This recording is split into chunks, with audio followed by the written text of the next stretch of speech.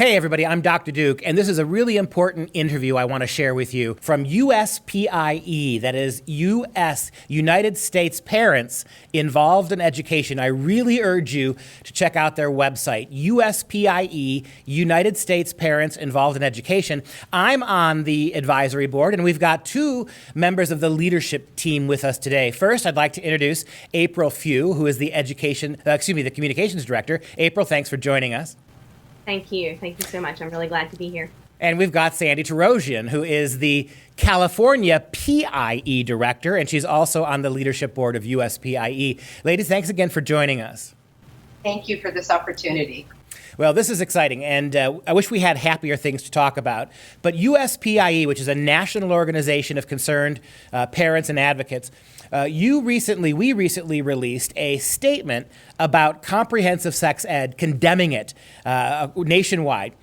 April, start by telling us a little bit, what is comprehensive sex education? Yes, thank you. I am communications director for United States Parents Involved in Education. We are a national nonprofit parent-led education policy organization, solely fueled by parents, grassroots parents from across the country who have been in this fight, some for decades. So it's really important that we have an organization comprised of grassroots parents who are really concerned about the issues that are going on in public school, primarily at this time, comprehensive sexuality education. So USPIE did just put out our position statement on that because we are so alarmed by the assault on children's health and innocence. All of this is happening without parental permission. It's a huge attack on parental rights and parental authority. CSE is a rights-based approach to sex education, which teaches children to advocate for their sexual rights. And why in the world any adult would want to encourage a minor to fight for their sexual rights is beyond me. These programs, the comprehensive sexuality education programs, do not promote optimal health outcomes. And all of this is talked about in our position statement, which you can find on the resources page of our website, uspie.org. But these programs don't promote optimal health outcomes. They don't empower students and encourage them to self-regulate or set goals. It's basically do what pleases you, which can get a young child in a lot of trouble. They actually talk about anal and oral sex as low-risk behaviors, which is just lunacy to me because I have a young child and I would never teach her that. Okay, yeah, and the comprehensive, you got it exactly right, April, that this starts at young ages. This starts in middle school, and in some instances, even late elementary school, they start with these topics. And it's not just about getting kids to embrace their sexual freedom, their sexual rights. It is almost always doing it at the expense of parental rights. Talk a little bit about that, April. Yeah, so what we've seen from across the country, it's not just in California, although California has gone off the deep end. We're seeing it spread to Washington, Indiana, Arizona, Texas. And the biggest problem is not that parents technically can't opt out. It's that even if they can opt out, they're not being told, they're not being notified that this stuff is happening. I can't imagine my child coming home in tears because she was shown an inappropriate, developmentally inappropriate video about sex. And now she's confused, and the parent is pointed out as the bad guy for some reason. It's really outrageous. Right, and there's no way parents can completely opt out of it because by being comprehensive, it's not like we're teaching 5-year-olds or 7-year-olds or 15-year-olds health class once a semester that you could opt out of for a couple weeks. This is part of every aspect of the curriculum is bringing this into the classroom. Sandy, you're in California. April's exactly right. We're seeing this now all over the country. It's become a national program. It is comprehensive, and California, though, is ground zero. Talk about that for us. In California, yes. We are the first to embrace it, but we started years ago. There's a law, SB 48. It's called the FAIR Act, and that passed in 2011, and it meant that we had to include the historical contributions of everyone, including the LGBT community. So our social studies books here now embrace people based on their activism with LGBT and a gender lifestyle. And there's three things going on here. So we have the FAIR Act, we have the California Healthy Youth Act, and a framework. And throughout the entire agenda, and in fact, it's not education, it is pure indoctrination. And I think we've seen that for so many years in education. But an example is Pearson Publishing, with which most people are familiar with. They have a social studies book called My World Interactive. First graders are exposed to Gavin Newsom, who it says in their history books has married same-sex couples. Second graders are introduced to a gay rights timeline. Third graders are introduced to Harvey Milk. For those that don't know about Harvey Milk, he did hold an office in San Francisco, but in his biographies, it's taught that he was a predator of teenage boys, boys that were living on the streets, boys that were involved with drugs. Why would he be in a children's textbook? And you really think about that. Second graders being exposed to a gay history timeline, gay rights history timeline. Those kids are not exposed to any other historical timelines. They are not given a Black history timeline. They're not given a U.S. Constitution timeline in second grade. So and you mentioned Harvey Milk, one of the reclaimed heroes of the gay movement, who some of these boys he molested actually committed suicide later in life. He is an unrepentant sexual predator. Go back to what you said, though, Sandy, for a second. California is, in some ways, out leading this here. And why is it, you think, in California? For instance, we go back to what I just said about the history of this. This is the only organization or group, the LGBTQ community, who has been singled out for California on the basis of sexuality. In the past, we had to learn about and it's a good thing, kids were asked to learn about the contributions of African Americans or Hispanic Americans or Jewish Americans. That's all normal, right? But for the first time in American history, you have a school, a state anyway, enforcing the idea that we're going to take one specific group whose orientation, sexual orientation, they say defines them, and preferring them over all others. How is that balanced? We don't teach heterosexual history, the timeline of heterosexuality. We don't teach that in the schools. Sexual preference. For example, Sally Ride, she does have an historical contribution. Of all the people I mentioned, I do want to just say that George Takei, who played Sulu, he is in our history books. I don't understand his historical contribution. So with that law that I mentioned, the FAIR Act, they want the historical contributions. Well, they have no historical contribution.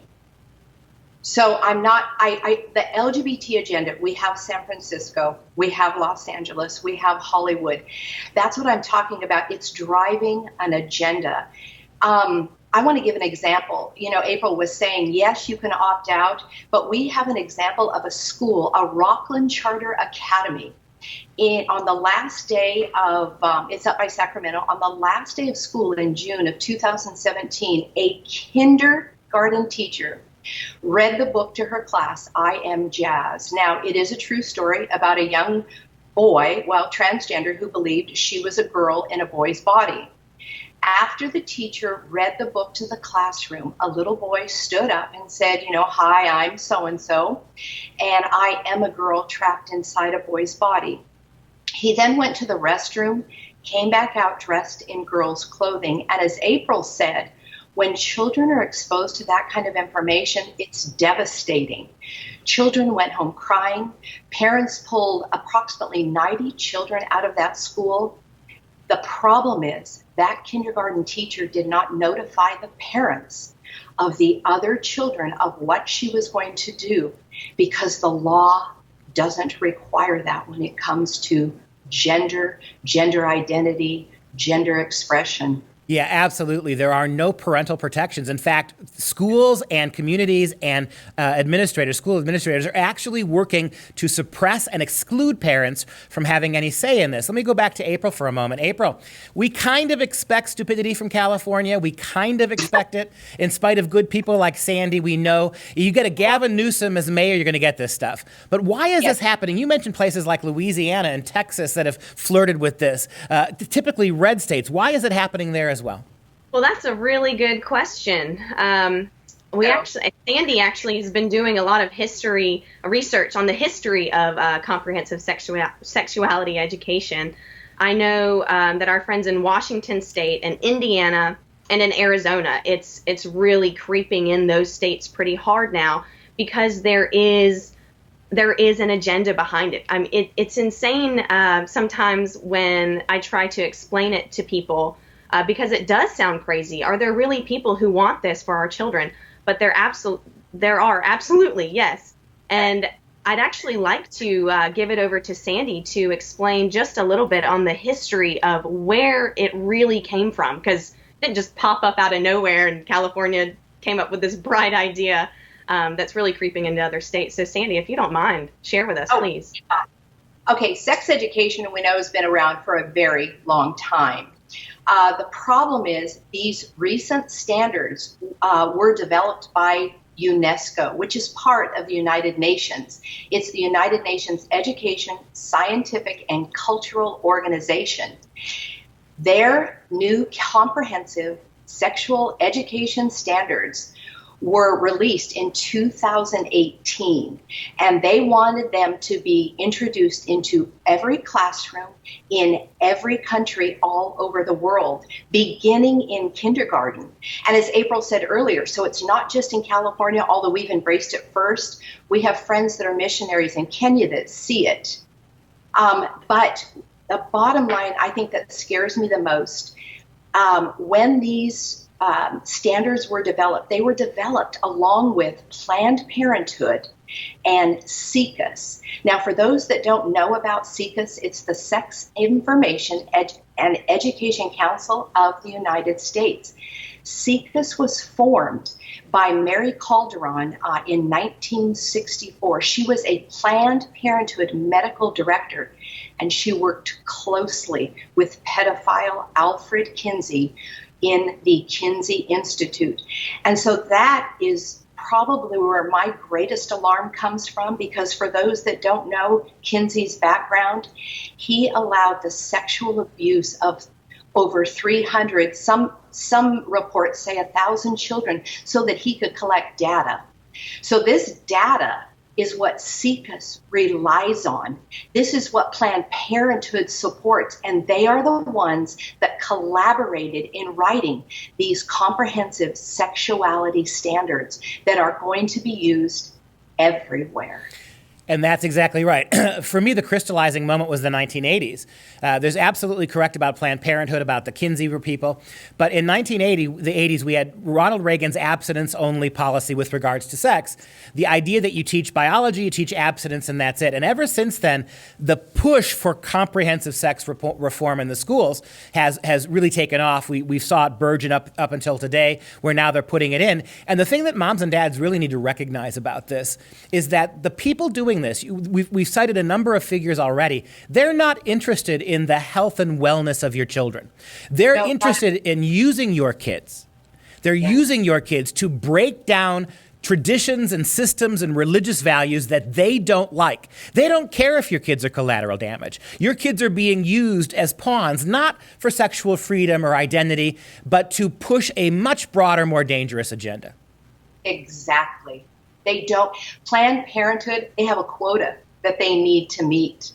That's all this is about. They don't care. They want your children sexually active. If you look back even to 1964, which was the first year that sex education was introduced into our schools, almost immediately, birth rates to unwed girls 15 and under began to rise. It wasn't about educating them. It was about making them sexual beings. The same year, HIV and STDs began to rise in children ages 11 to 14. It is remarkable. It's what they don't want to protect your children. Again, it's not about educating our children. It's about indoctrinating them. And a key aspect of this, as we've already mentioned, is they want to separate kids from parents. They don't like the fact that parents have such control, that parents share their religion, their morality, their worldview with their children. They want to break that pattern so they can re-indoctrinate these kids along a lot of really scary lines. April, before we finish, we certainly need to talk a little bit about the USPIE statement on this. Can you give us a few highlights, where they can find more information, and what are we as USPIE trying to get moms and dads to realize, and how can they participate in the fight? Sure. So I did mention some points earlier from our statement, how the programs, basically calling the programs out, that they don't support optimal health. They break down the traditional family values. They break down the bond between the parent and the child. Some things that I would recommend parents do is, number one, do your research. You can go to USPIE.org and find a lot of resources there, including our recently released position statement on this issue. Look into your state laws. Find out what the law says. Ask people in your school, administrators, if they say that you can't opt out. Ask them specifically for that law. Share your findings with other parents from the schools. Get involved. I always recommend homeschooling or finding some sort of alternative because of the way that the public institutions are separating children from their parents and forming a wedge between the child and the parent. But if you're really not in a position to do that, I would highly suggest get involved, do some research, and share with others your findings, because I'm sure that you're not the only one that feels this way. And most importantly, don't be afraid every night of the weekday when your kids are in school to ask them, hey, let's talk about what you learned in school today. Did any of your subjects delve into certain categories? Are you learning anything about human relationships from your teachers? You'll be pretty shocked how your eyes get open when you start talking to your own kids. Sandy, I'm going to give you the last thought here, the last word. Any final advice or any final comment for people who are watching this and hopefully are horrified by what's going on? Yeah. You know what? Parents need to be horrified. They're your children. They're your responsibility. If you don't do something about this, then nobody else will. Parents have got to get involved, attend board meetings. You have got to go to your local school district and review everything that is going to be taught under CSE. That includes videos, materials, PowerPoints. You have a right. They're your children. And I think one of the things I always end with is Dietrich Bonhoeffer's quote, evil, oh my gosh, I just went blank. Silence in the face of evil is evil itself. Not to act is to act, and not to speak is to speak. And God will hold us accountable. Stay involved. Do your homework and protect those precious children. My final thought is, one more time, this is not just about sex. If you're sitting out there thinking, oh, these are a bunch of religious prudes, this isn't about sex in the final analysis. It's about something much graver. It's about our relationship with our kids, our relationship to government, our relationship in terms of morality, the changing of culture in the name of politics and ideology. This is a big deal, and it impacts every other aspect of your kid's life. Ladies, thank you so much for joining me today, and I hope to have you back on the show real soon.